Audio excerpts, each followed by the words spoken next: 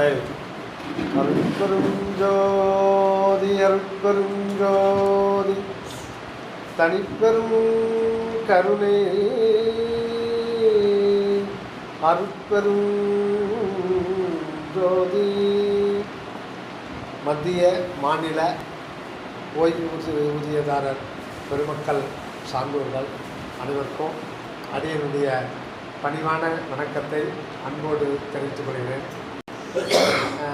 ஐயா சீனிவாசன் ஐயா அங்கே இந்த என்ன காலேஜ் அது பஜ்ரன் அந்த அங்கே ஒரு சங்கம் இருக்குங்க, வள்ளலார் கோயில் இருக்குது. அங்கே தான் ஐயா ஒரு 3-4 வருஷம் முன்னாடி பழக்கம். இப்போது ஒரு 2 வருஷமாக தான் ரொம்ப அதிக பழக்கம். வருவார், வாரத்துக்கு ஒரு முறை அந்த மாதிரி வருவார். இப்போது எதுக்கு அப்ரோச் பண்ணோம்னா, நாங்கள் தயவு வள்ளலார் தயவு ஒளி தெய்வீக சிந்தனை மன்றம் அதை நடத்திட்டுருக்கோம். ஒரு 10-15 வருஷமாக நடத்திட்டுருக்கோம். சிரியாவில் தான் அதை செஞ்சிட்ருக்கோம். தியான பயிற்சி, முக்கியமாக தியான பயிற்சி கொடுக்குறது மாணவர்களுக்கு, பொதுமக்களுக்கு எல்லாருக்குமா. இப்போ போன வருதுன்னா அதை கொஞ்சம் விரிவான முறையில் செய்யலான்னு சொல்லிட்டு ஒரு 6 இடத்துல செஞ்சோம். 6 இடத்துல 6 முறை. எல்லா இடத்துலையும் கொஞ்சம் பேர் தான் கலந்துக்க முடியுது. என்னென்னா, நமக்கு ஒரு திருவண்ணாமலை ஒரு 300 பேருக்கு செய்யலான்னு பார்த்தோம். அது 1 இயராக பிளான் பண்ணோம். கடைசி நேரத்தில் என்னாச்சு, சத்திரம் கேட்க போய் அது சின்ன சத்திரத்துக்கே 1 லட்சம் ரூபாய் கேட்டாங்க. அப்புறம் 2 நாள் ப்ரோக்ராம், அதே 2 லட்சம் ஆகிடுச்சு. மேற்கொண்டு தண்ணி கரண்ட் அது சொல்லிட்டு இப்போ வரலாறுகிட்ட வரவங்க எல்லாமே நடுத்தர குடும்பத்துக்கும் கீழே இருக்கிறவங்க தான். நமக்கு யாரும் இதில் வசூல் பண்ணி அந்த ப்ரோக்ராம் செய்கிறதில்ல. அவங்கவுங்க இருக்கிறத வச்சுட்டு போட்டு செய்கிறது. அதனால் அதுக்கு நம்ம செய்ய முடியாதுன்னு சொல்லிட்டு அதை ட்ராப் பண்ணிட்டோம். ஆனால் நமக்கு இடம் இலவசமாக கிடைக்கும். அதுக்காக அப்படி பண்ணி அப்புறம் இறைவனாக பார்த்து கொடுத்தாரு. இதில் ராணிப்பேட்டை நவல்பூரில் ஒரு சங்கம் இருக்குது. ரொம்ப இதை விட இன்னும் கொஞ்சம் பெருசாக இருக்கும். இதில் நீளம் இதை விட கொஞ்சம் அதிகம், இன்னும் கொஞ்சம் பெருசாக இருக்கும். ஃபுல்லாக கண்ணாடியை போட்டு ரொம்ப பளிங்கு மாதிரி அருமையாக இருந்து அவங்க திடீர்னு இலவசம். ஆனால் 1 டே ப்ரோக்ராம் தான் வைக்க முடிந்தது.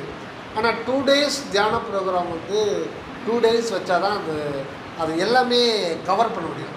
தியானம் பண்ணுங்க, இங்கே பூர்வ மத்தியில் ஒரு ஜோதியை நினச்சிக்கிட்டு தியானம் பண்ணுங்கன்னு சொல்லிட்டா வராதுங்க. அது எப்பவும் போல் மனம் அழிஞ்சிக்கிட்டு தான் இருக்கும். தியானத்தில் ஒரு பிரச்சனை என்னன்னா, மனதை அடக்க முடியாது. மனதை அடக்கிறதுக்கு தான் ஆதி காலத்தில் ஞானிகள் மகான்கள் எல்லாருமே மிகப்பெரிய ஒரு போராட்டம் நடத்துகிறாங்க. அந்த மனதை அவளை மனம்ன்றது மிகப்பெரிய ஒரு மகாமாயி. அது அவ்வளோ சீக்கிரம் அடங்க முடியாது. ஆனால் மனம் அடங்கி எண்ணமற்ற நிலைக்கு வந்தால் தான் நம்ம உண்மையை உணர முடியும். கடவுள் அந்த வார்த்தையை விட்டுடுங்க. இந்த உண்மைன்றது நம்ம தெரிஞ்சிக்க வேண்டியது. என்ன உண்மை அப்படின்னா, இந்த பிரபஞ்சம் ஏன் தோன்றுச்சு, என்ன காரணத்துக்காக இந்த தோன்றுச்சு, அது நம்ம ஒவ்வொரு மனிதனாக பிறந்த ஒவ்வொருத்தருமே இதை தெரிந்து கொள்ள வேண்டிய முதல் வேலை இந்த பிரபஞ்சம் ஏன் தோன்றுச்சு, எப்படி தோன்றுச்சு, இந்த பிரபஞ்சத்தில் எவ்வளவோ பரிணாமம் வருது. அது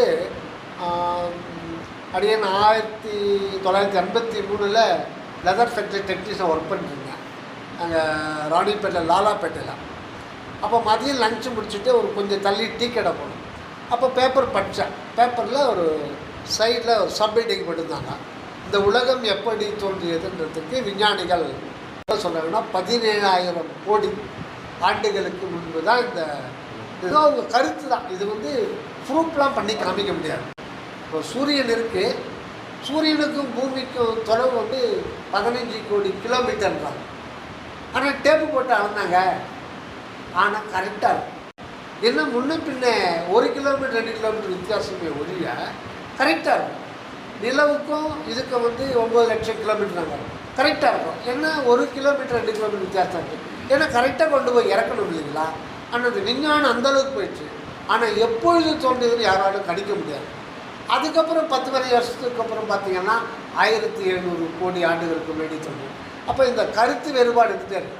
சரிங்க, அதுக்கு முன்னாடி பிரபஞ்சம் தோன்றதுக்கு முன்னாடி என்ன இருந்தது? இது மனிதன் மட்டும் சிந்திக்கக்கூடிய ஒன்று. மற்ற ஜீவராசிகள் சிந்திக்க முடியாது. அதுக்கு மனமும் இல்லை. ஆனால் மனிதன் சிந்திக்கலாம் இல்லை, சிந்திக்கிறோம். சிந்திக்கலைன்னா இந்த வாழ்வுக்கு நாம் ஏன் வரவழைக்கப்பட்டோன்றது புரியவே புரியாது. அப்போ எப்படி போயிட்டுருக்கு நம்ம வாழ்வுன்னா, மற்ற விலங்கினங்கள் போல தான் நமக்கும் பசி எடுக்குது. அதுக்கு அது ஒரு கட்டுப்பாடு கிடையாது. எதனாலும் போட்டு மேய்ஞ்சிட்டு போயிடும். அதுக்கு சமையல் பண்ணி சாப்பிட்றோன்னு இல்லை. அவனுடைய ஃபிசிக்கல் சிஸ்டம் புல்லு செடி கொடி மறைஞ்சு அது இயற்கை. அது மாதிரி மனிதனை தவிர எத்தனையோ மொத்தம் 84 லட்சம் வகைன்றாங்க வளரார். 80 காக்கானா அது ஒரு வகை, அதுலேயே சில வகை. ஆனால் ஒன்று ஒன்று கவுண்ட் பண்ணும்போது நாய் அது ஒரு வகை. 84 லட்சம், கிட்டத்தட்ட 1 கோடி வகையே, 1 கோடி வகை. அதில் ஒரு வகையை தான் மனிதன். மனிதன் மட்டும்தான் எல்லாத்தையும் அனலைஸ் பண்ண முடியும் டோட்டலாக. அண்டம் பிண்டம் மனிதன், நம்ம ஏன் வந்தோம், இந்த வாழ்வுக்கு எதனா ஒரு அர்த்தம் இருக்கா, what is mean by life, லைஃப்னா என்ன, எதுக்கு வந்தோம், மனிதன் எங்கேருந்து வரான், எங்கே போகிறான். இப்போ திடீர்னு நீருக்கு ஒரு நல்லா மழை பெஞ்சு ஆற்றுல வெள்ளம் போது எப்போ பபிள்ஸ் வரும்னு சொல்ல முடியாது. திடீர்னு வரும். அந்த சர்ஃபேஸில் இருக்கிற ஏர் டப்புன்னு லாக் ஆகும். அது லாக் ஆகும்போது பபிள்ஸ் ஆகி எப்போ ஓடிடுது. அதே மாதிரி தான் நம்ம திடீர்னு வரோம். வந்துட்டு பசி எடுக்குது, அதை தவிர்க்க முடியாது. இது ஒரு மாயை. நம்ம உணர்வில் பசி எடுக்குது. வயிற்றுக்கு பசி எடுக்காதனா இல்லை, பசிக்கு வயிற்றில் இல்லை பசி, எல்லாமே உணர்வில் தான் எடுக்குது. நம்ம உணர்வுக்கு பசிக்குது, வயிற்றுக்கு குடலுக்கு எந்த உணர்ச்சியும் கிடையாது. ஆனால் நமக்கு இங்கே தான் தெரியுது, அந்த மாதிரி தெரியுது. ஆக இந்த உணர்வில் இந்த பசியை, தாகம், பசி, பிணி, இதுக்கு இடையில் நமக்கு எத்தனையோ வகையான இன்பத்தை அனுபவிக்கிறோம். மற்ற ஜீவராசிகள் அனுபவிக்க முடியாத இன்பத்தெல்லாம் மனிதன் துருவி ஆய்ந்து எப்படியெல்லாம் அனுபவிக்க முடியுமோ நியாயமான முறையிலையோ, அப்படி நியாயமான முறையில் கிடைக்கலன்னாலும் அநியாயமான முறையிலையோ எப்படி அனுபவித்து முடிச்சிடலாம். ஆனால் இதனுடைய மறுபக்கம் பார்த்திங்கன்னா துன்பம், அது தவிர்க்க முடியாது. எப்படி நாணயம் 2 பக்கங்களை இயல்பாக உடையதோ அதே மாதிரி இன்பம்னா துன்பம் வாழ்க்கையில் அவசியம். சரி, இந்த இன்ப துன்பம்ன்ற ஒரு எக்ஸ்பீரியன்ஸுக்கு நான் ஏன் இங்கே வரவழைக்கப்பட்டிருக்கிறேன்? நானா வந்தனா இல்லை. நான் பிறக்கிறதுக்கு முன்னாடி we have not planned pre-planned anything. நம்ம எதுவும் திட்டம் போடலை, இல்லை கடவுள்கிட்ட வேண்டலை. இப்போ அடியனுடைய டேட் ஆஃப் பர்த் 1964 அக்டோபர். அந்த அக்டோபருக்கு அந்த 27/10/1964 செவ்வாய்க்கிழமை 10 மணிக்கு முன்னாடி பிறக்கிறேன். அப்போ தான் நான் இருக்கிறேன்ற உணர்வு எனக்கு கிடைக்குது. அப்போத்துலேருந்தே ஒரு அனுபவம். பிறக்கும்போது ஜனன வேதனை, அந்த ஜனன வேதனை ஒரு துன்பத்தம், ஒரு எக்ஸ்பீரியன்ஸ் கிடைக்குது. இப்போ இந்த எக்ஸ்பீரியன்ஸை அறியறது எதுன்னா, இந்த உடலுக்குள்ள ஒரு அறிவு அப்படின்ற ஒரு மையம், இந்த மையத்தை அனுபவிக்குது. இந்த அறிவு என்கின்ற மையம் அந்த 2-3 கிலோ வெயிட்டு வந்தது. ஆனால் அது தாயினுடைய விந்து பையில் ஒரு அணுவாக இருக்கும்போது கூட அது இருந்தது. அப்போது அதுக்கு பாடி அதோட அப்போ அந்த நிலையில் அதனுடைய உடம்பு என்னென்னா அந்த விந்து அணு தான் அது உடம்பு. அப்புறம் தாயினுடைய கருமுட்டையில் போயிட்டு அது 9 மாதம் ஆகி ஏகப்பட்ட உள்ள உடல் உறுப்புகள், அதை பற்றி 10 டன்னு பட்சாலுமே பத்தாது, அவ்வளோ வேலைப்பாடுகள் நடக்குது. இதெல்லாம் ஏன் நடக்குது? இது எதுவுமே தெரியாது.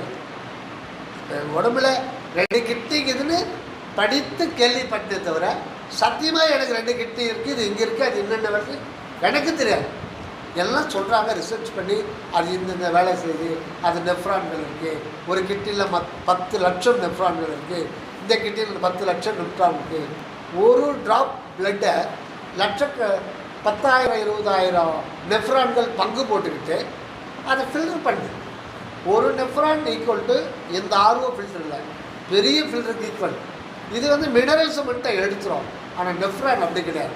மினரல்ஸ் பத்தலையா உடனே ரிட்டர்ன் அனுப்பிச்சிடும். அது குடலுக்கு கமாண்ட் கொடுத்து கீரை சாப்பிட்றோமா இன்னும் கொஞ்சம் அதிகமாக இயற்கையாகவே இருக்குது. சப்போஸ் அயன் சம்மந்தப்பட்ட கீரையை அதிகமாக சாப்பிட்றோம், அயன் அதிகமாக போகக்கூடாது, அப்போ அதை வெளியேற்றுறோம். அப்போ இவ்வளவு டெக்னாலஜி கம்ப்யூட்டரைஸ்டு எல்லாமே என்னது போகணும், அது டைம் ஆகும், அவ்வளவும் இருக்குது.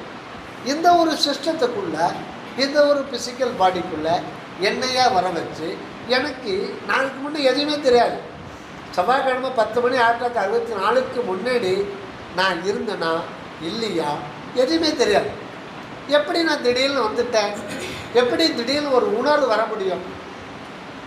ஒரு உணர்வு திடீர்னு எப்படி வர முடியும்? வர முடியாது, வாய்ப்பே கிடையாது. அதே மாதிரி இவ்வளோ காலம் 80 வருஷம் 100 வருஷம் ஒரு மனிதன் இருக்கான், திடீர்னு எப்படி இல்லாமல் போகிறான்? போக முடியாது. காரணம் அப்படின்னா, ஒரு ட்ராப் ஆஃப் வாட்டர் எடுத்துக்கிறோம். இந்த உலகம் வந்து எல்லாமே அணுக்களால் தான். Everything is made of atoms. அதில் வந்து யாருக்கு இந்த உடம்பும் சரி, இந்த பூமியும் சரி, சந்திரனும் சரி, சூரியனும் சரி, எல்லாமே அணுக்களுடைய செறிவு நிலை தான்.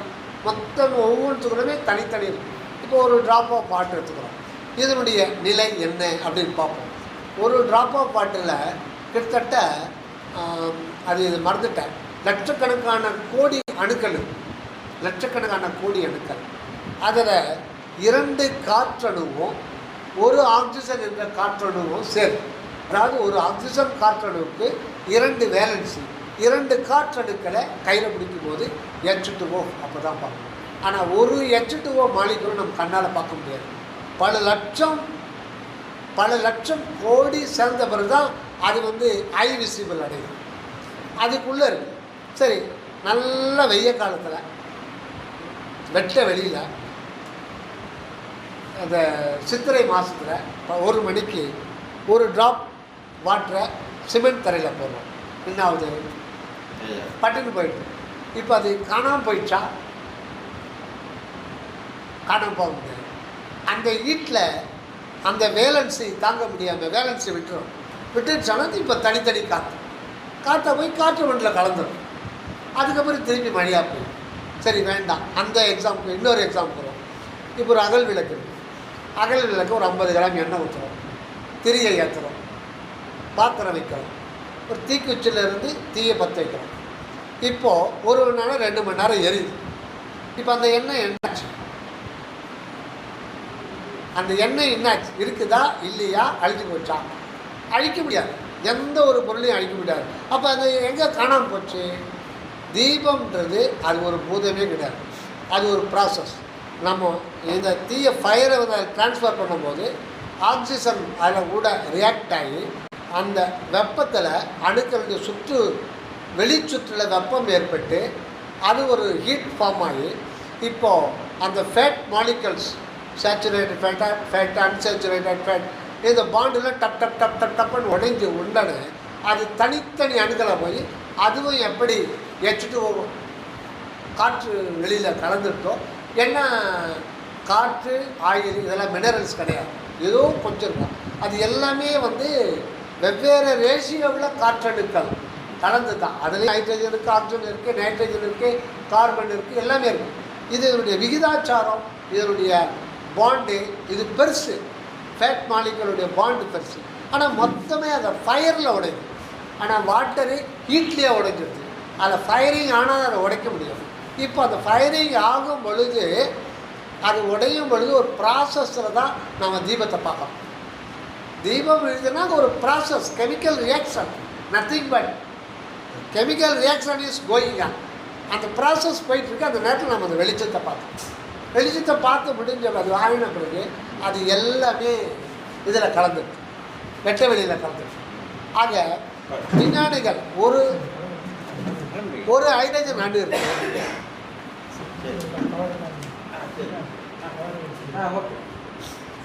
ஒரு ஹைட்ரஜன் அணு இருக்கு,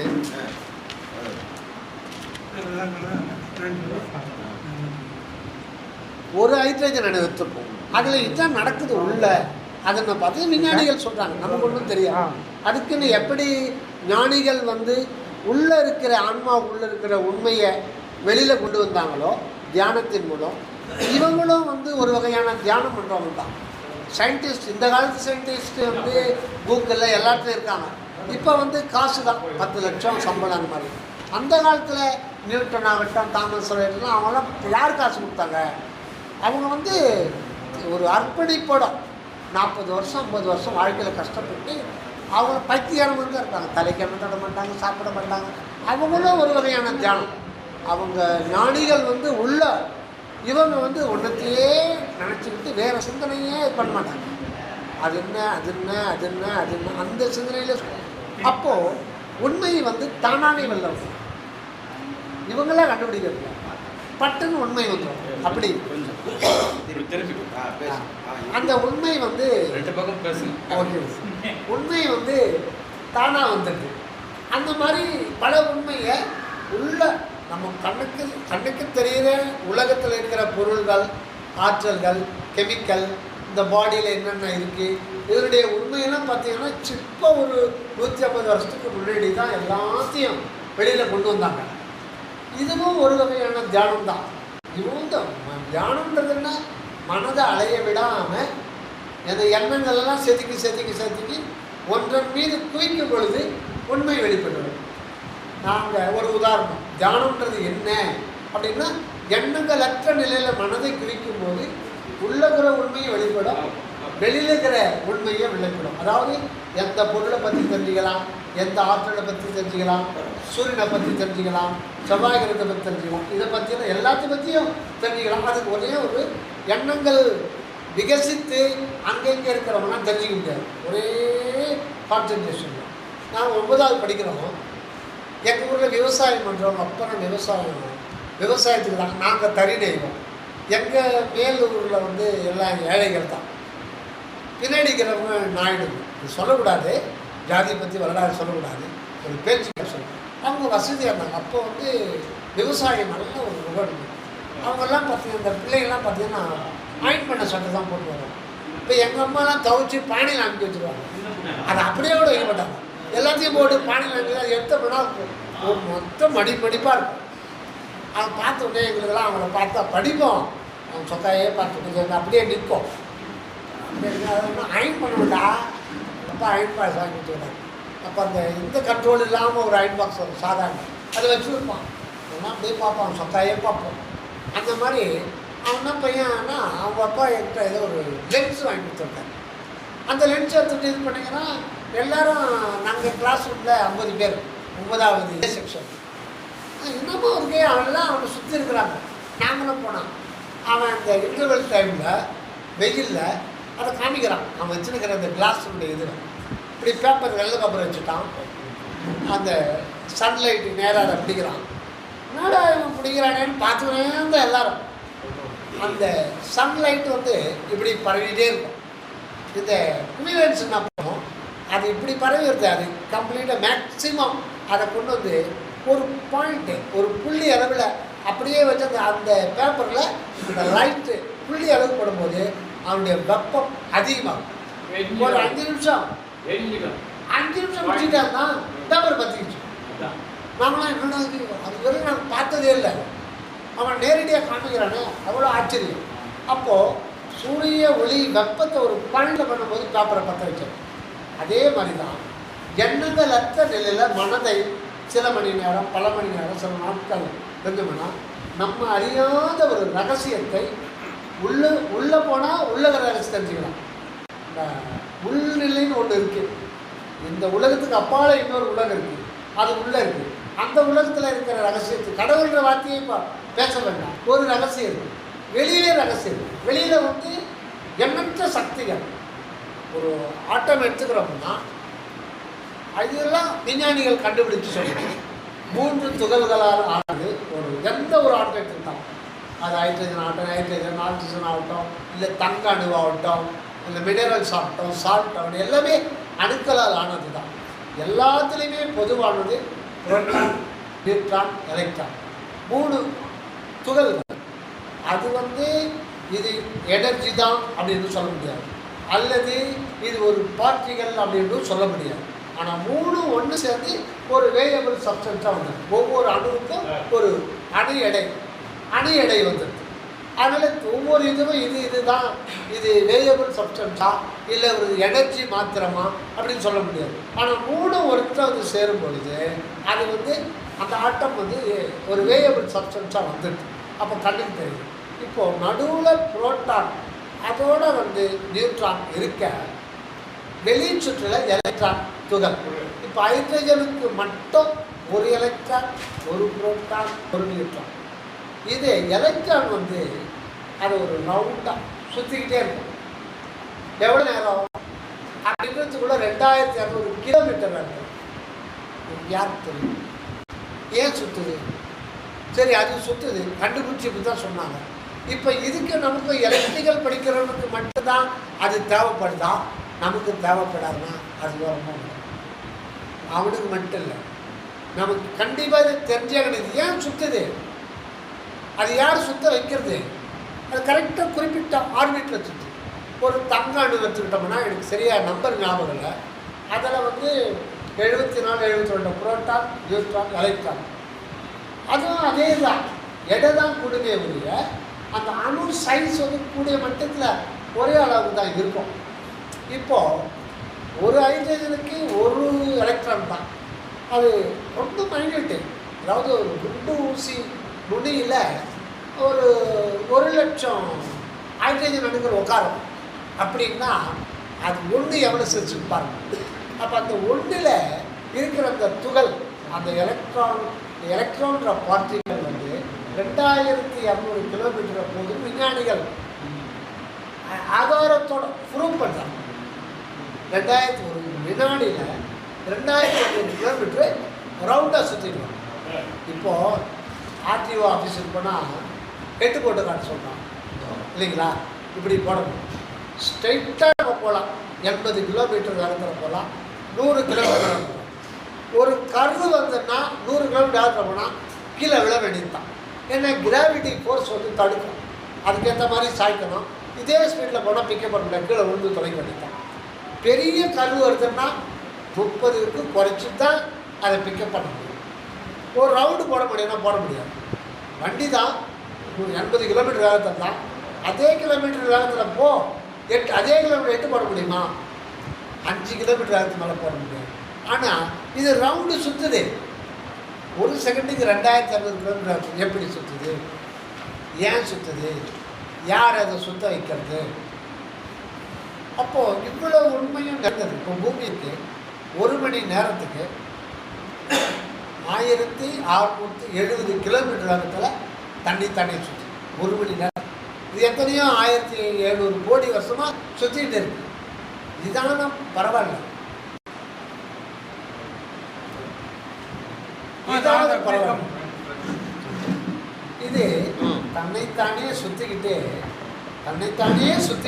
அதை நிப்பாட்டாமல் சூரியனை ஒரு நீள்வட்ட பாதையில் சுற்றிக்கிட்டு அதோட ஸ்பீடு என்ன அப்படின்னா 1,07,000 கிலோமீட்டர் மணிக்கு. 1 மணி நேரத்தில் 1,07,000 கிலோமீட்டர் வேகத்தில் அந்த பூமி சுற்றுது. அது மேலே தான் நம்ம உட்காந்துருக்கோம். நமக்கு எதனா சேர்க்கிக்கிட்டா 80 கிலோமீட்டர் ஓரத்தில் போகிற விட்டு, நான் 60 கிலோமீட்டர் ஓரத்தில் போகிற விட்டா நான் கொஞ்சம் தூரம் அங்கே போனோம், ஸ்ரீராம் காலேஜ் வரலாம், கொஞ்சம் ட்ராப் பண்ணுறேன்னு சொல்லிட்டோம். ஆனால் கொஞ்சம் அறியாத வயசு பையன் கைத காலை முறுக்கிற மாதிரி குறுக்கணும்னா அப்போ நம்ம ஆளை கீழே கையை காலை வச்சு கையில் குத்துறோம்ப்பா, எப்போ வேணாம் நான் இறங்கிற நடந்தே வந்து ஒரு பயம். ஆனால் இது தன்னைத்தானே சுற்றிக்கணும். இப்போ நாம் இப்படியே சுற்றிக்கிட்டு கோயிலுக்கு போகிறோம், இப்படி சுற்றிக்கிட்டு வர்றோம். சுத்தரி நின்றுட்டு தான் இப்படி சுற்றுறமே தவிர இப்படி சுற்றிக்கிட்டே கோயில் சுற்ற முடியுமா? முடியாது. தன்னைத்தானே சுற்றிக்கிட்டு அதை விட வேகமாக சுற்றுது. இது ஏன் சுற்றுது? இந்த அப்படி சுற்றுறதுக்கும் என்னுடைய வாழ்க்கைக்கும் என்ன சம்பந்தம் இருக்குதா இல்லையா? அது சுற்றலை ஒருத்தர் நம்ம தூக்கி வீசப்படுவோம். ஸ்பேஸில் வாழவே முடியாது, காற்றுலேயே இருக்க பூமியில் நாம் நிற்க முடியாது. என்ன சக்திக்கு 2 பேர். சரி, இதெல்லாம் தெரிஞ்சிக்காம நம்ம வாழ்க்கையை ஓட்டிட்டோம். அப்போ இதெல்லாம் தெரிஞ்சுக்கிட்டு என்ன பண்ண போகிறோம்? சரி, தெரியாமையே வாழ்க்கையை இதனால் என்ன பிரயோஜனம்? இந்த ஒரு இதை நம்ம நிறைய தெரிஞ்சுக்கிட்ட பிறகு தான் அந்த தியானத்துக்கு. இப்போ தியானம் அப்படின்றது என்ன, தியானத்தில் நம்ம என்ன தெரிஞ்சுக்க போகிறோம், பொதுமக்களுக்கு இது இந்த தியானத்தில் எந்த வகையில் பயன்படும் அப்படின்றது. மனிதனாக தியானம்ன்றது ஒன்றும் பெருசாக ஒன்றும் இல்லை. அந்த இதே லென்ஸை காட்டுற மாதிரி தான். சூரிய ஒளி இப்படி பரவுகிறத இப்படி பார்த்தா உண்மையெல்லாம் நமக்கு தெரியாது. நம்ம யார், எதுக்காக வந்தோம், எதுக்காக பிறந்தோம், கொஞ்ச நாள் இருக்கிறோம், அப்புறம் செத்து போயிடுறோம். செத்து போன பிறகு நம் சமாதியில் ஒரே புள்ளி வைக்கலாமா, 3 புள்ளி வைக்கலாமா? நாவல் எழுதினவங்க தொடர் கதைன்னா 3 புள்ளி வைப்பாங்க. முற்றுப்புள்ளி வச்சுட்டா அவ்வளோதான். ஆனால் நம்ம என்ன நினைக்கிறோம், அதோட லைஃப் க்ளோஸ் முடியாது. ஏன்னா ஹைட்ரஜன் அணு இப்போ நம்ம பார்த்தோம் இல்லைங்களா, இந்த ஹைட்ரஜன் அணு சுற்றிட்டு இருக்கு. எதுக்கு சொல்கிறேன்னா, இந்த ஹைட்ரஜன் அணுவை அழிக்க முடியுமா? இந்த கேள்வி. இந்த ஹைட்ரஜன் அணுவு புரோட்டான், நியூட்ரான், எலக்ட்ரான், இதை அழிக்க முடியுமா? 1,00,000 விஞ்ஞானிகள் சேர்ந்து தான் மாதத்துக்கு 1 கோடி ரூபா சம்பளம் கொடுத்து ஒரே ஒரு ஹைட்ரஜன் அணுவை அது எப்போ தோன்றுச்சோ 17,000 கோடி வருஷத்துக்கு எப்போ தோன்றுச்சோ தெரியாது. அது இன்றைக்கும் இருக்குது. அதை அழிக்க முடியாது. அதை அழிக்கிறதுக்கு எவ்வளோ காசு கொடுத்து 1,00,000 கோடி இல்லை 10,00,000 கோடி காசு கொடுக்குறேன், அதை இல்லாமல் பண்ண முடியும். என்ன பண்ண முடியும்? A mass can be converted into energy, energy can be converted into mass, but cannot be destroyed. இதுதான் சயின்ஸ். அழிக்க முடியாது. அப்போது அந்த ஹைட்ரஜன் அணுக்கு அறிவு கிடையாது, ஆனால் இருக்குது. அது ஒரு பொருள் இருக்குது. இருந்தாலும் இருக்கின்ற உணர்வு அது கிடையாது. அதையே அறிவில்லாத அதையே அழிக்க முடியாதுன்னா, அறிவே உணர்வே நம்முடைய சுயமாக கொண்ட நாம் எப்படி அழிந்து போக முடியும்? அழிக்க முடியாது. உணர்வை அழிக்கவே முடியாது. அதுதான். அதனால் ஒரு சமாதியில் இவன் கோசலை ராமன் பிறப்பு 1964, மறைவு 2025 டிசம்பர் அப்படின்னு போடுறாங்க. அது போய் ஏன் அப்படின்னா, இப்போ நான் பிறந்தேன், பிறந்தேன் அதுக்கு முன்னாடி இந்த சூரியன் வந்து எத்தனையோ கோடி கோடி கோடி பேட்சை பார்த்துட்ருக்கோம். ஆனால் பழைய வரலாறு எனக்கு எதுவுமே தெரியாது. பிறந்த பிறகு தான் நான் அப்போ தான் பிறக்கிறேன். அப்போ தான் எனக்கு உணர்வு வருது. அப்போ தான் முதல்ல ஜனன வேதனையை அனுபவிக்கிறேன். எப்போ நான் இருக்க தொடங்கினேன், at one second I have started to being here in the earth. அது வந்து சொல்ல முடியாது. அதே மாதிரி நான் இப்போ எப்போ இருந்தேன் சொல்ல முடியாது. ஆக பிறக்கின்ற அந்த வினாடியும் இறந்து போகின்ற மறைஞ்சு வர நம்முடைய அனுபவம் கிடையாது. பக்கத்து வீட்டில் எதிர் வீட்டில் ஃப்ரெண்ட்ஸுக்கு வேணும்னா அவர் பிறந்தார் இறந்தார் சொல்லலாம். ஆனால் என்னுடைய அனுபவம் கிடையாது. அப்போ என்னுடைய அனுபவம் எது உண்மையானதுன்னா, இருந்து கொண்டே இருப்பது தான் என்னுடைய உண்மையான அனுபவம். அதுவும் நிகழ்காலத்திலே இருந்து கொண்டே இருக்கிறேன். உண்மையில் அந்த உணர்வுக்கு இறந்த காலமோ எதிர்காலமோ கிடையாது. உண்மையில் நிகழ்காலம் மட்டும்தான் இருக்கிறது என்பதுதான் அக உலகத்தில் உண்மையை கண்ட ஞானிகள் சித்தர்கள் சொன்னார். இறந்த காலம் எதிர்காலம் என்பது போய் நிகழ்காலம் என்பதே வெறும் நிகழ்காலம் மட்டுமே இருக்கிறது. அந்த நிகழ்காலத்தில் என்றும் இருப்பவர்கள் அந்த உணர்வு அல்லது அறிவு. ஆக நம்ம மனிதனை பார்க்குறோம், ஐயாவை பார்க்கல. நீங்களே உங்களை யாரையும் இன்னும் பார்க்கல. நீங்கள் என்ன பார்க்குறீங்க, ஆனால் என்ன நீங்கள் பார்க்கல. நான் மேலே போட்டுக்கிற சட்டை தான் இல்லை. இந்த சட்டை மாறிட்டே இருந்தது. பிறக்கும்போது எனக்கு 3 கிலோ இருந்தது. அப்புறம் சாப்பிட பெருசாகிட்டே இருந்தேன். அப்புறம் ஒரு வறுமை வந்துடுச்சு, கவலை வந்துடுச்சு, சுருங்கிடுச்சு. சுருங்கும் விரியும் நோய் வாய்ப்படும், முகம் மாறிவிடும். இன்னும் 10 வருஷம்னா தோல் சொல்லுவோம், நோய் வாய்ப்படும். என்னடா எப்படி இருந்தடா இப்படி ஆகிடான்னு. அப்போ மாறிக்கிட்டே இருக்கும். இந்த உடம்பு முகம் எல்லாம் மாறிட்டே இருக்கும். இது நான் என்ன, இதுக்குள்ள மாறாத ஒரு இருக்கிறது. அதுதான் அறிவு. அது மக்கள் அதை பார்க்க முடியாது. அந்த அறிவு தான் அவனுக்கு பிறப்பும் இல்லை இறப்பும் இல்லை. ஆனால் தன்னை அறியாமல் இருக்கிற வரையில் நமக்கு தொடர்ந்து பிறப்பு இருந்துகிட்டே தான் இருக்கும். அதை கடிக்க முடியாது. இந்த ஒரு நிலை தான். அதை தியானம் செய்து நாம் யாரும் நாம் தெரிந்து கொண்டால்தான் நாம் துன்பம் இல்லாத ஒரு நிலையை வாழ முடியும். நோய் நொடி இல்லாமல் வாழலாம். இதுதான் தியானம். தியானம் சொல்றது என்னன்னா, நீ என்றும் உள்ளவன், நீ அழியாத வடிவினம், உன்னை அழிக்க முடியாது. உனக்குள்ள அந்த மெய்ப்பொருள் இருக்கிறது. நீ மெய்ப்பொருள் வண்ணமாக இருக்கிறாய். இது சொல்றதா தியானம். ஆக நான் யாருன்னா, நான் என்றும் இருப்பவர். உண்மையில என்னை யாராலும் பார்க்க முடியாது. எனக்கு நானே சாட்சி. இப்போ நம்ம ஐயால உட்காந்து இருக்காங்க பெரியவங்க, ஒரு 18 பேர் இருக்கான்னு வச்சுங்க. இது உண்மையா? நான் 18 அடியார் வந்து 18 பேர் பார்க்கலாம். இது உண்மையா? உண்மை கிடையாது. இது உண்மை கிடையாது. இதுதான் நமக்கு தெரியாத ரகசியம். நான் பார்த்துன்றது இது உணவின் தன்மாற்ற நிலை ஆகிய இந்த பிசிக்கல் பாடி. இந்த பிசிக்கல் பாடி கழிவுகிறார். இதற்கு ஒரு நபர் என்று நாம் ஆதியிலிருந்தே கற்பனை செய்து விட்டோம். இதுக்கு உள்ள ஒருத்தர் இருக்கார், அவரை பார்க்கவே முடியாது. அவரை யாரும் பார்க்க முடியும்னா அவங்கவுங்க தான் அவரை பார்க்க முடியுமே தவிர ஒருத்தர் இன்னொருத்தர் காட்டி கொடுக்க முடியாது. ஆனால் மேலே போத்தன தோலை தான் நான் பார்ப்பேன். இந்த தோலில் மேலே போத்த 5 அடுக்கு சொல்கிறாங்க வேதாந்தத்தில். அன்னமய கோஷம், அதாவது அன்னமய கோஷம்னா இந்த உடம்பினால் ஆன ஒரு உடம்பு, உடம்பினால் ஆன ஒரு உடம்பு. மனோமய கோஷம், இது எண்ணங்களால் ஆன ஒரு உடம்பு, அது சூக்குமானது.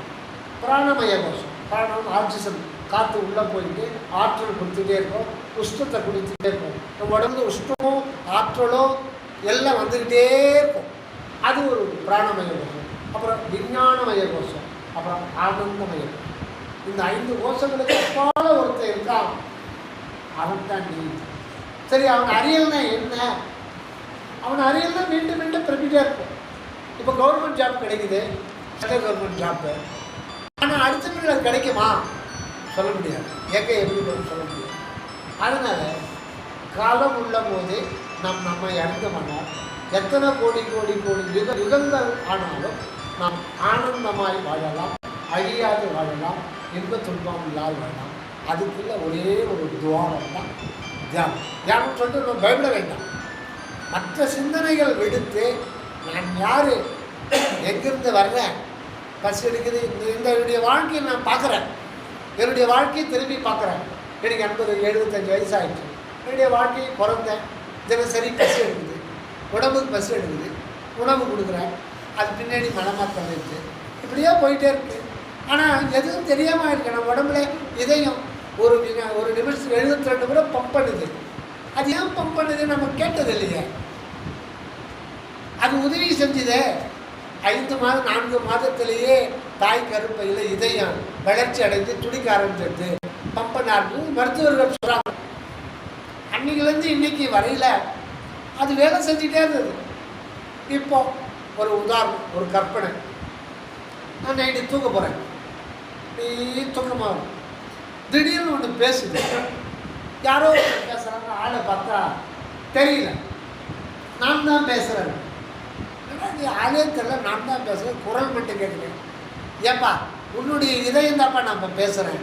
ஓ, இதயம் பேசுறியா? ஒரு கற்பனை. ஆச்சரியமாக இருக்கே. இல்லை, நான் கிட்ட ஒன்று கேட்கலான்னு ஆசைப்பட்றேன்.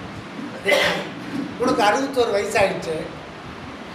உனக்கு 61 வயசுலேயும் ஒரு நிமிடத்துக்கு 72 முறை இப்படி துடிக்கிறோம்.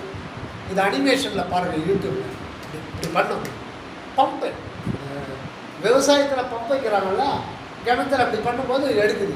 அதே வேலை ஒரு மோட்டார் பீச் அடிக்கிறதுனால 72,000 நாடி நரம்புக்குள்ள தொலைக்குள்ளே அந்த ரத்தம் போயிட்டே இருக்கும்.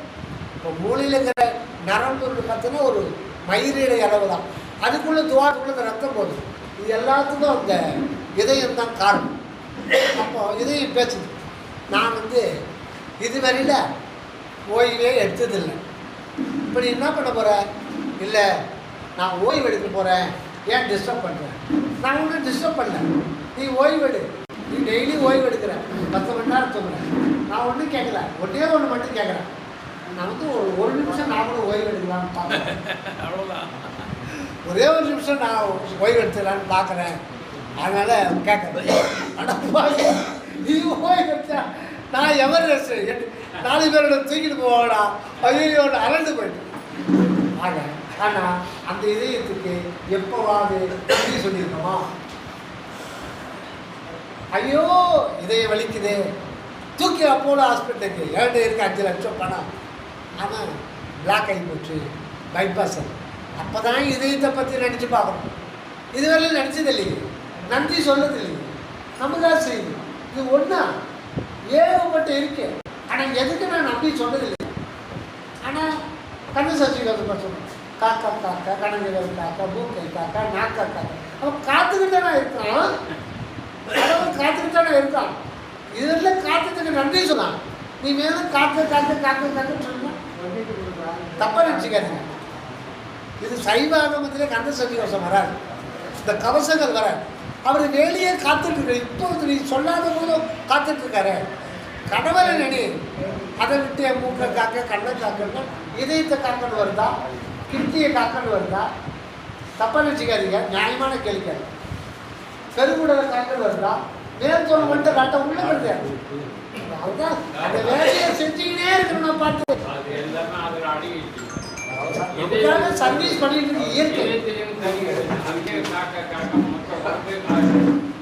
அது எதுக்கு சொல்றேன்னா, இறைவனுடைய தொழிலை அவர் வந்து எப்படி நம்ம அந்த பெரிய பெரிய ஸ்டோரில் போனோம்னா இந்த கண்காணிப்பு கேமரா வச்சுக்கிறாங்க.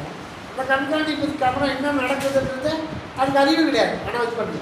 ஆனால் இந்த கண்காணிப்பு கேமரா கட்டளை எடுத்து இந்த ஒவ்வொருத்துக்கும் ஒவ்வொரு செல்லுக்கும் கட்டளை எடுத்து அதுகிட்ட போய் இந்த காக்குனே காக்குன்னா உன்னுடைய நீ கருப்பையில் இருக்கும்போது இதயத்தை உருவாக்கி கொடுத்துச்சு, காத்துச்சு, எல்லாத்தையும் வளர்த்தது. அப்போ எப்போ சொன்ன போன இப்போ பயம் வந்துச்சு. என்ன வருமோ, ஆட்டில் ஓட்ட வருமோன்னு ஒரு பயம் வந்துச்சு. Business doing business with God, அதை காப்பாற்று, அதை காப்பாற்று.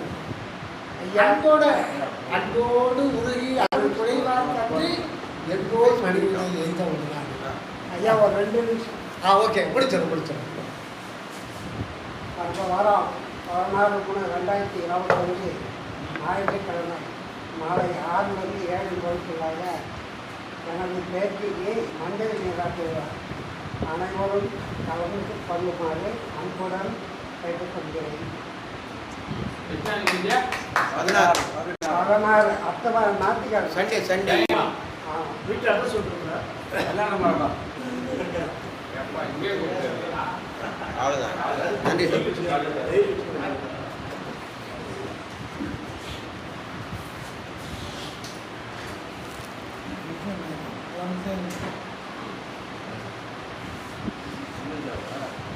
அடுத்த மாதம் ஓகே வராது, பங்குனியில் வராது.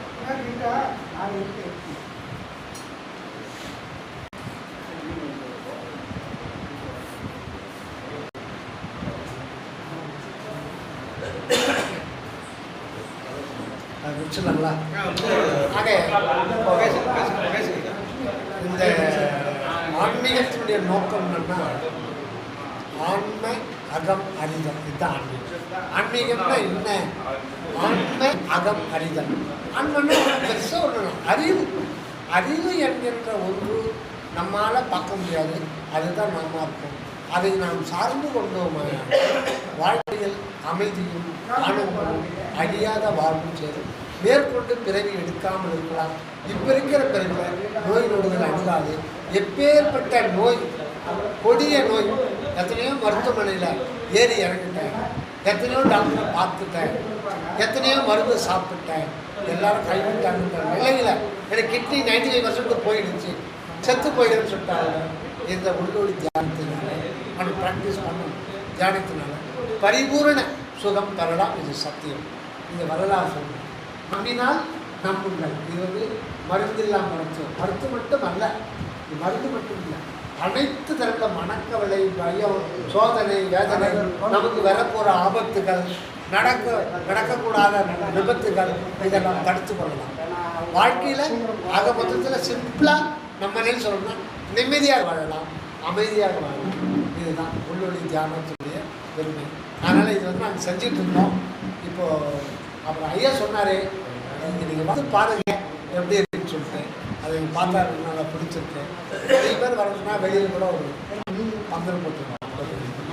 ஆனால் நீங்கள் எல்லாம் பெரியவங்க ஆதரவு. இந்த வருஷத்துக்கு ஒரு முறை மட்டும் ஆதரவு. 2 days ப்ரோக்ராம். காலையில் 6 மணிக்கு ஆரம்பித்து சாயந்தரம் 6 மணிக்கு முடிஞ்சது. பொதுமக்கள், மாணவர்கள் எல்லோருமே மாணவர்களாக இது போய் சொல்லிச்சோன்னா, இன்றைக்கி மாணவர்கள் என்ன நிலையில் இருக்காங்கன்னு எல்லாருக்குமே தெரியும். ரொம்ப அவலமான நிலை. பெண் பிள்ளைகள் கூட தண்ணி அடிக்கிறாங்க. ரொம்ப கெட்டு குட்டிச்சவராகிடுச்சு. அந்த நிலை காரணம் ஆன்மீக கல்வி இல்லாத குறை. பள்ளி படிப்பில் எடுத்த உடனே A² B² C² சொல்லி கொடுத்தா அவனுக்கு என்ன தெரியும்? எடுத்த உடனே நீ யாரு அப்படின்னு தெரியும். நீ யாரு, எங்கிருந்து வந்த, எங்காவது வந்த, இந்த பிரபஞ்சம் ஏன் தோன்றியது, இதுக்கு எதனா லட்சியம் இருக்கா, இந்த பரிணாமம்லாம் எப்படி வந்தது, ஆதி மனிதன் ஆடையின்றி தெரிந்தான், காய்கனியை பறித்துதான், அதெல்லாம் நினைச்சு பார்க்கணும். அப்புறம் பரிணாமம் கொஞ்சம் கொஞ்சமாக வந்து அப்புறம் கல்லை கூட உபயோகம் தெரிந்து கொண்டான், கல்லை எப்படி உபயோகம் தெரிந்து கொண்டான். அப்புறம் இரும்பை பண்ணான், அப்புறம் நெருப்பை பற்றி கண்டு பயந்தவர், அப்புறம் நெருப்பினால் பயன்படுது. இப்படிலாம் பரிணாமம் அடைந்திருக்கு. 40 லட்சம் மற்ற உயிரினங்கள் தோன்றி எத்தனையோ 400-500 கோடி ஆனாலும் மனித இனம் தோன்றி 40 லட்சம் வருடங்கள் ஆகுது என்று அந்த விஞ்ஞான ஆராய்ச்சியாளர்கள் கூறுகிறார். 40 லட்சம் வருடமாக நாம் பரிணாமம் அடைஞ்சு இன்றைக்கி தான் ஒரு 15 வருஷம் இருந்தால் செல்ஃபோன். இந்த செல்ஃபோன் நம்ம உபயோகப்படுத்துகிறோம்னா எது இல்லைன்னா உபயோகப்படுத்த முடியாது. எலக்ட்ரோ மேக்னெட்டிக் ஃபீல்டு அது இந்த பிரபஞ்சம் முழுது நிரம்பியிருக்கு. மின்காந்த அலை இயக்கம் அது இல்லைன்னா நம்ம இதுக்கு வேலையே இல்லை. இப்போ நம்ம பேசுகிறது, நீங்கள் பேசுகிறது நீங்கள் ஜெர்மனியில் கூட கான்டாக்ட் பண்ணலாம் உடனே அடுத்த செகண்டே. அது யார் ஒயராக இருக்குது. இந்த மின்காந்த அலைகளோடு அந்த மெக்கானிக்கல் வாய்ஸ் எலக்ட்ரிக்கல் வாய்ஸாக மாற்றி அதை எலக்ட்ரானிக் சிக்னலாக மாற்றி எலக்ட்ரோ மேக்னெட்டிக் ஹேண்ட் ஓவர் பண்ணுறது தான் இதோட வேலை. அது ஹேண்ட் ஓவர் பண்ண அடுத்த செகண்டு, ஒரு செகண்டுக்கு 3 லட்சம் கிலோமீட்டர் வேகத்தில் அது பாஸ் ஆகிடுது. எங்கே போகணுமோ அதை கண்ட்ரோல் பண்ண சிஸ்டம் அதில் வந்துடுது. கரெக்டாக அவனுக்கு மட்டும் போகணும். ஆனால் ஆக்சுவலாக எல்லா இடத்துக்கும் பரவிடுது, எல்லா இடத்துக்கும் பரவிடுது. இந்த பூமியில் எல்லா இடத்துக்கும் நம்ம பேசுறது பரவிடுது. ஆனால் அப்படி பரவினா பிரச்சனைக்குரியதாகிடும். ஐயாவும் நானும் எந்த ரகசியம் பேச முடியாது. அதனால் இதை கண்ட்ரோலுக்கு கொண்டு வர்றான் மனிதன். அவர் மட்டும்தான் கேட்க முடியும். இப்போ ஜூம் மீட்டிங் வைக்கணும்னு வச்சுக்க, ஒருத்தர் அமெரிக்காவில் இருப்பார், ஒருத்தர் ஜெர்மனியில் இருப்பார், ஒருத்தர் நார்வேயில் இருப்பார், ஒருத்தர் லண்டனில் இருப்பார், ஆஸ்திரேலியா இருப்பார். எல்லாத்துக்கும் போயிடும். அது கண்ட்ரோல். அதே மாதிரி நம்ம ஒருத்தர்கிட்ட பேசுகிறோம்னா இந்த பூமி சர்ஃபேஸ் எல்லாத்துக்கும் பரவிடும். ஆனால் யாரும் அதை உபயோகப்படுத்த முடியாது. அந்த கண்ட்ரோல் இதில் வச்சுருக்கான். அந்த எலக்ட்ரோ மேக்னெட்டிக் வேவ்ஸு எப்போவுமே எத்தனை கோடி கோடி கோடி கோடி யுகமாக இருந்துகிட்டு இருக்கு. ஆனால் இப்போ தானே கண்டுபிடிச்சிருக்கான். அது ஏன் இன்னும் கண்டுபிடிக்காது எவ்வளவோ நிறைய இருக்கான். எத்தனையோ லைட் இயர்ஸ் கப்பாலாம் மனிதர்கள் வாழ்ந்துட்டு இருக்காங்க. இப்போ சமீபத்தில் ஃபோட்டோ எடுத்துட்டாங்க. ஒரு பூமியில் வேறு அண்டத்தில் ஒரு பூமியில் ஒரு டவுனில் லைட் இருக்கு. சரி, ஆக அது இதோட முடிச்சு ரொம்ப நேரம் போர் எடுத்து அதனால் இப்போ அந்த தியானம் தியான பயிற்சி மூலம் பப்ளிக் எந்த வகையில்னா இப்போ பார்த்தீங்கன்னா சுகர் ப்ரெஷர், வீட்டுக்கு வீடு சுகர், பிபி, பைபாஸ் சர்ஜரி, மூட்டுவலி, காலம் ஃபுல்லாக மனுஷன் இந்த தியான பயிற்சி பழகணும். கொஞ்சமாக பழகிட்டு உண்மை நிலைக்கு வர ஆரம்பிச்சிட்டாங்க. தியானம் கை கொடுன்னு சொன்னால் அது கொஞ்சம் கொஞ்சமாக அது வந்து சாப்பிட்டே இருக்காங்க. கொஞ்சம் கொஞ்சமாக விலகி ஒரு மாத்திரையே சாப்பிட வேண்டாம். அதே மாதிரி என்ன ப்ராப்ளம் இருந்தாலும் நயா பைசா செலவு பண்ண வேண்டாம். மருந்தில்லா மருத்துவம். அந்த மருந்தீஸ்வரர் நமக்குள்ளதாக இருக்கு. அந்த வைத்தீஸ்வரர், மருந்தீஸ்வரர், அவர் உள்ளொளி, நமக்குள்ள உள்ளொளின்னு ஒரு நிலை இருக்குது. அது இருக்கிற இடம் தலைக்கு நடுவில். ஆனால் அதை பார்க்க முடியாது. அந்த உள்ளொளி அதுதான் வல்லார் அருள் பெருஞ்சோதி இருக்கார். இதில் எந்த சாதி, சமயம், மதம் எல்லாம் கூடாது. கற்பனையே கூடாது. பொதுவானது யார் வேண்டாம். கிறிஸ்டியன் ஃபாலோ பண்ணலாம், கிறிஸ்டின் ஃபாலோ பண்ணலாம், புத்திஸ்ட் ஃபாலோ பண்ணலாம், இந்து ஃபாலோ பண்ணலாம். நாம் புறத்தில் என்னன்னா போட்டுக்கலாம். ஆனால் கடவுள்ன்றது ஒருத்தர் தான் உறுதியாக, பல கடவுள் கிடையாது.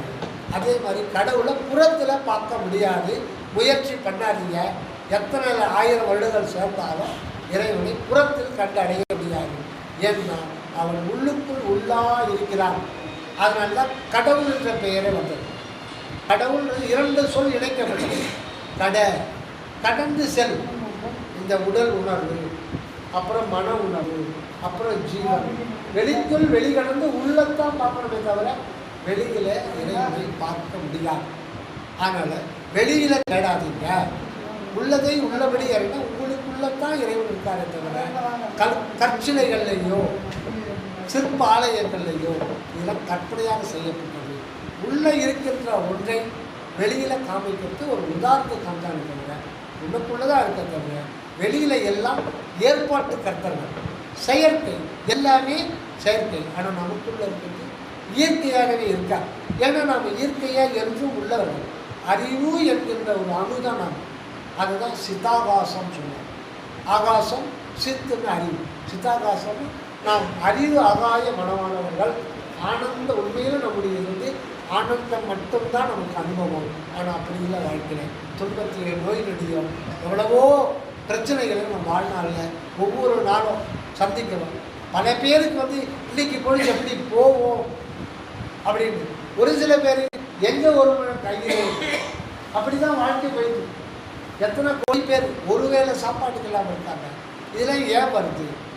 காரணம் இந்த சாதி சமயம் மதம் இது எல்லாம் ஒரே இனத்தை துண்டு துண்டு துண்டு துண்டு ஆக்குற வேலையை நல்லா செய்யறது சாதி சமயம் மதம் கடவுள். ஒரே மனித இனம். இந்த அண்டத்தில் ஒரு சூரியன் தானே, இந்த உடம்புல ஒரு உயிர் தானே, 10 உயிராக இருக்கும். அப்படி இருக்கும்போது ஏன் இவங்க வந்து இந்த மதவாதிகள் சமயவாதிகள் இத்தனை இதை கற்பித்திருக்காங்க? அதை சாட வந்தவங்க தான் வரலாம். சாதியிலே சமயங்களிலே சாதி கோத்திர சண்டையிலே ஆதியிலே அபிமானித்து அலைகின்ற உலகில் ஏன் வீணை அழைத்து போகிறீங்க? அந்த ஆண்டவர் அருள் தான் கடவுள். தனிப்பெரு கருணை என்கிற ஒரு உணர்வு அதுதான் கடவுளாக இருக்குது, அதுதான் உள்வொழியாக இருக்குது. அது உனக்குள்ளே இருக்குதான் எல்லாத்தையும் பண்ணிகிட்டு இருக்கு. எனக்கு ஒரு 2 சந்தேகம் வருது. சொல்லுங்க. சந்தேகம் 1. சரி, இங்கே இருக்கவங்க யாராக இருந்தாலும் சரி, சரி, நான் கேட்குற கேள்விக்கு பதிலே சொல்ல முடியாது. இல்லை சொல்ல கேள்வி உங்களால் சொல்ல முடியாது பார்க்கலாம். சொல்லு. இப்போ நான் வந்து ஒரு அடிக்கிறேன். சரிங்க. இவர் வந்து என்ன போகிறாரு. சரிங்க. அம்மாடி அப்படின்றோம், அப்பாடின்றோம். ஆமாம். யாராவது பொண்டாட்டின்னு சொல்கிறோமா? யாராவது மாமான்னு சொல்கிறோமா? யாராவது அத்தைன்னு சொல்கிறோமா? அது என்ன காரணம் சொல்லுங்க பார்க்கலாம். ஏன் வலிக்குதுன்றீங்களா? வலிக்கலைங்க. இப்போ இவர் வந்து நான் அடிக்காது அம்மாடி அப்படின்னு நான் உட்காடுறேன். ஆமாம். இல்லை அப்பாடி அப்படின்றாங்க. யாராவது கொண்டாடி சொல்கிறாங்களா? சொல்ல மாட்டாங்க. அதுக்கு என்ன காரணம்? அம்மா அப்பா தான் நம்மளை ரொம்ப அன்பு ஆதியிலேருந்து பிறக்கும் போது. யாராவது மாமா சொல்கிறாங்களா, அத்தன் சொல்கிறாங்களா, இல்லை பாட்டின்னு சொல்கிறாங்களா, பொண்ணே இல்லை பையனே இல்லை தாத்தா எதுவும் சொல்கிறேன். என்ன காரணம்னு கேட்குறேன். அது அம்மா அப்பா. அம்மா அப்பான்றதுல குழந்தை முதல்ல அம்மான்னு சொல்லுதா அப்பான்னு சொல்லுதா? ஒரே ஒரு எழுத்து சொல்றப்பா. முதல்ல சொல்லணும். எதை சொல்லு? அம்மா தான் சொல்லணும் மேக்சிமம். அம்மானே சொல்லுதா? இல்லை எப்படி சொல்லு? அப்புறம் ஒரு எழுத்து தான் சொல்லு. ஒரு எழுத்து தான் சொல்லு. அதே இங்கிலீஷ்ல என்ன வருது பாருங்க. பாருங்க அதே உச்சரிப்பாங்க. அம்மா மகன் வருதுங்களா? அப்ப இதுக்கு பின்னாடி ஏதோ ஒரு சீக்ரெட் இருக்கு. அது எப்படி சீக்ரெட் இருக்கு? அந்த சீக்ரெட் தமிழ் எப்படி இருக்குன்னா கா நா சா நா மொத்தம் 17 மெய் எழுத்து, 18 மெய் எழுத்து. 18 மெய் எழுத்த பாதியா புலங்க 9. இந்த பக்கம் 9, இந்த பக்கம் இப்படி இருந்து 9 வரும்போது என்ன வருது சொல்லுங்க? இப்படி இருந்து வரும்போது 9 என்ன வருது சொல்லுங்க? மெதுவாக சொல்லுங்க. பா வருது. இந்த பக்கத்து கடைசி வரணுமா? இப்படி வந்தாங்கன்னா 9வது கரெக்டா. 9 அப்படின்னா ஆணு மல்லன் பெண்ணு மல்லன் அழிய மல்லன். 9ன்னா நவம். நவம்னா புதுமை.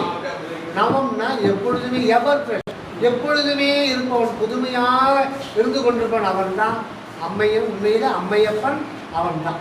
அதுதான் அந்த தமிழ் எழுத்துல எத்தனையோ லட்சம் வருடங்களுக்கு இது பண்ணும்போது அந்த பாவையும் மாவையும் இந்த பக்கம் பார்த்தாலும் 9, இந்த பக்கம் பார்த்தாலும் நடுவில் எடுத்து சேர்க்கும் போது அப்பா அம்மாவை சேர்த்தீங்கன்னா அந்த அர்த்தநாரீஸ்வரர் அப்படின்னு ஒருத்தர் கிடையாது. இறைவன் வந்து அம்மையாகவும் இருக்கிறார், அப்பனாகவும் இருக்கிறார். அவருடைய தத்துவம் தான் நமக்கு அம்மா அப்பா வர்றாங்களே தவிர இவங்க டெம்பரவரி அம்மா அப்பா தான். இவங்க வந்து அம்மா அப்பான்னு வந்து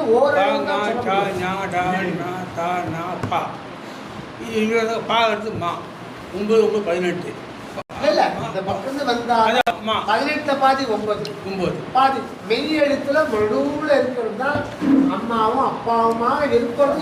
ஒரு மெய்ப்பொருள் தான். அந்த உள்ளொலினா உங்களுக்கு அம்மாவும் அப்பாவும் வந்து அனைத்து காரியங்களும் செஞ்சுட்டு இருக்கு. ஓகே, பசி எடுக்குதே சாப்பிட்டு அதோட சரி. அதில் இருக்கிற மினரல், வைட்டமின், கார்போஹைட்ரேட், புரோட்டீன் எல்லாத்தையும் யாருக்கு பிரிக்குது, அம்மாவை பிரிக்கிறாங்க. நமக்குள்ள வந்து அந்த அம்மை அப்பனை போல கோடி கோடி பங்கு அதிக நெருக்க உடைய அன்புடைய அம்மையப்பன் நமக்குள்ள இருக்காங்க.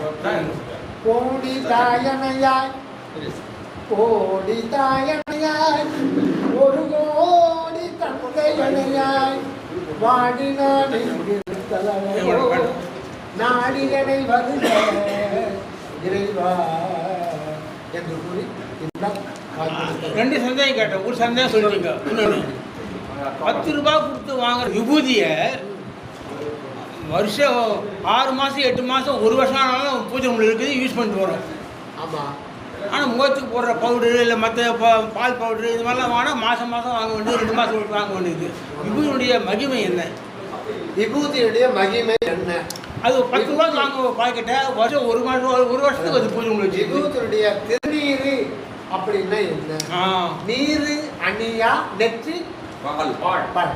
ஏன் சரி, நீ அணியா நெற்றி பால்னா இப்போ 800 கோடி மக்களுக்கு அது பொதுவானது. இப்போ இந்த உலகத்துல வாழறவங்க 800 கோடி மக்கள், இது வந்து பொதுவானது. சரி, அப்போ எல்லாரும் திருநீர் அணிஞ்சுப்பாங்களா? இல்லை, அணிய முடியாது. ஆமாம். சைவத்தில் திருநீர் அணிக 2% 3% இருக்க மாட்டாங்க. ஓகே.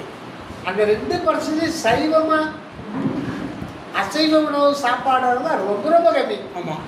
அப்போ அவனை சைவமே சொல்ல முடியாது. ஓகே. இந்த பக்கம் மட்டன் கோழி 65 சாப்பிட்டா அது எப்படி கடவுள் அருள் புரிவாரு? கடவுள் அருள் புரிய மாட்டார். ரைட்டு. அப்போ திருநீர் அணிந்தால் சொர்க்கத்துக்கு போகலான்னு சொல்லிட்டு திருஞான சம்பந்தர் சொல்கிறாரு. நீர் அணிந்தால் வானவர் மேலது நீர் அதெல்லாம் சொல்கிறாரு. ஆலவாயம் திருநீர் இது அணிந்தால் இறைவனோட வாழ்நாள் சொல்லிட்டு இவன் அணிஞ்சுக்கிட்டு ஞாயிற்றுக்கிழமை எண்ணெய் ஸ்நானம் பண்ணிட்டு ஆட்டுக்கறியாலும் சாப்பிட்றான் திருநீர் விட்டுட்டு. அப்போ அது புனிதமா? எது புனிதம்? எப்படி புனிதமா? புனிதம்தான். நீங்கள் நினைச்சதான் முடியும். வச்சா பிள்ளையாரு, இல்லைன்னா சாணி தான், அது வெறும் சாம்பல் தான்.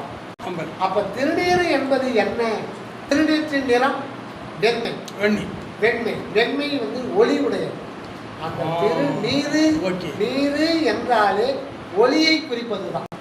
அந்த ஒளி வந்து உள்ள இருக்கிற ஒளி வெளிச்சம். அதனால நேரு வந்து நெற்றியில் அணியறதுக்கு காரணம் உள்ள நமக்குள்ள இருக்கிற உள்ளொளியை ஞாபகம் செய்ய வேண்டும் அப்படின்னு சொல்லிக்கிட்டே இருக்கிறது தான் நெத்தில. அதனால தான் பொட்டு இங்கே வைக்கிறோம். இதுக்கு நேர் உள்ளதான் அந்த உள்ளொளி இருக்கு. ஆனால் பார்க்க முடியும். அதை தியானத்தில் மட்டும்தான் அது பார்க்க முடியும். ஆனால் நம்ம பார்க்கலனாலும் அது சர்வ சதாகாலமும் பார்த்து கொடுத்து இதுதான் உள்ளது.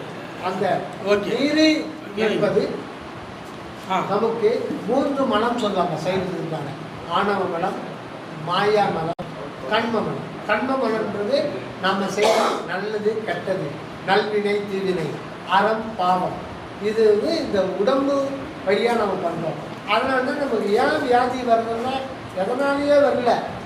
தீதும் நன்றும் பிறதர வாரா, எனக்கு அவன் என்ன பண்ணிட்டான்பா, அவனால் தான் இந்த மாதிரி ஆனேன். நம்ம செஞ்ச வினை, அதுக்கு யாரும் காரணம்னு சொல்லக்கூடாது.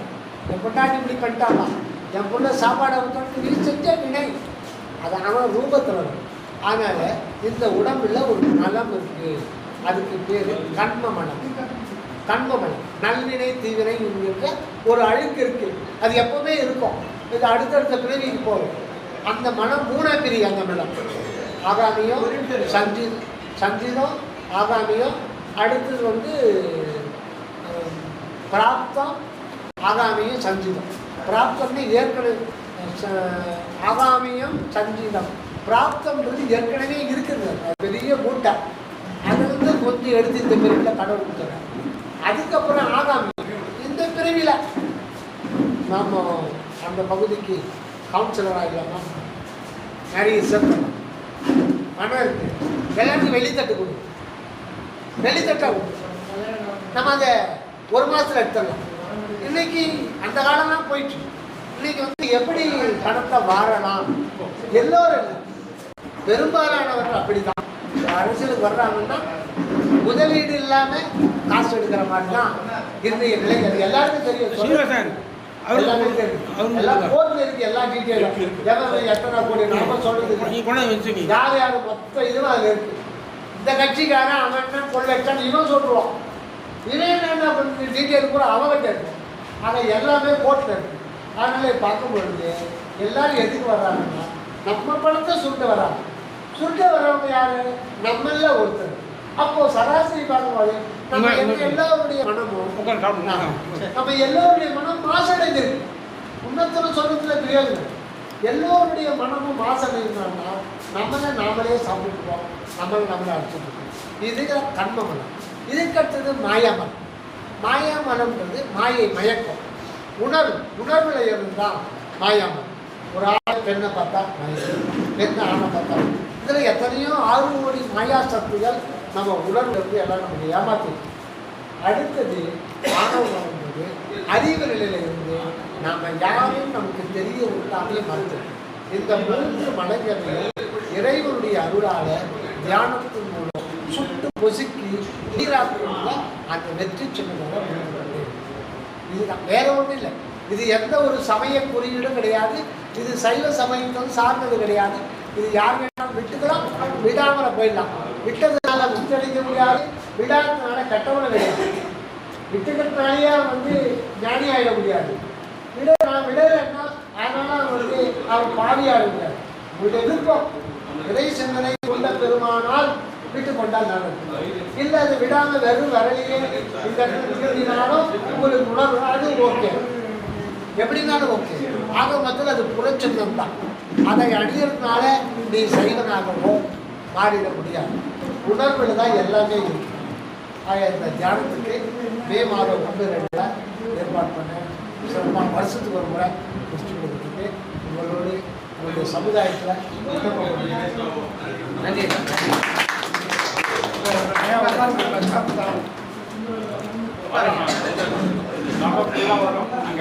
சீனிவாசன், இந்த கூட்டத்தில் என்னுடைய 2 சந்தேகங்களை தீர்த்து வைத்த நமது நண்பர் பேர் என்னங்க?